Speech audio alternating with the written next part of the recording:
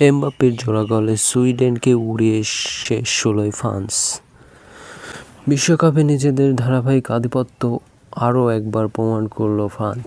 যুক্তরাষ্ট্রের নিউ জার্সিতে অনুষ্ঠিত ম্যাচে সুইডেনকে ৩-০ গোলে পরাজিত করে শেষ ১৬ নিশ্চিত করেছেন ২০১৮ সালের চ্যাম্পিয়নরা। ম্যাচের শুরু থেকেই একের পর এক আক্রমণ চালায় ফ্রান্স, তবে ভাগ্য যেমন তাদের পক্ষে ছিল না।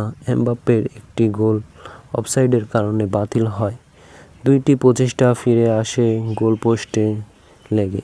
এছাড়াও আরও একটি সুযোগ অল্পের জন্য হাতছাড়া হওয়ায় প্রথম আর্ধ জুড়ে হতাশাই ছিল ফরাসিদের সঙ্গী। শেষ পর্যন্ত বিরতির আগে সেই অপেক্ষার অবসান ঘটে ৪৫তম মিনিটে। বক্সের বাঁদিক থেকে বল পেয়ে দারুণ দক্ষতায় দূরের পোস্ট লক্ষ্য করে নিখুঁত শটে গোল করেন কিলিয়ান এমবাপ্পে।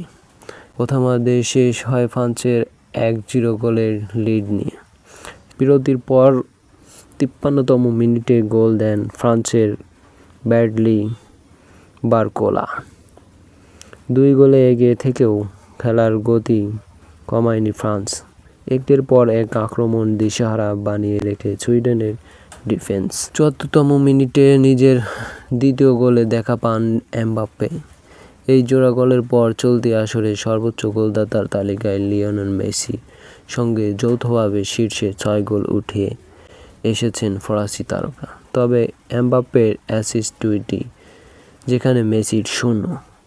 পরে আরও কেউ গোলে দেখা না পাওয়ায় ৩-০ গোলে জয় নিয়েই মাঠে ছাড়ে ফ্রান্স।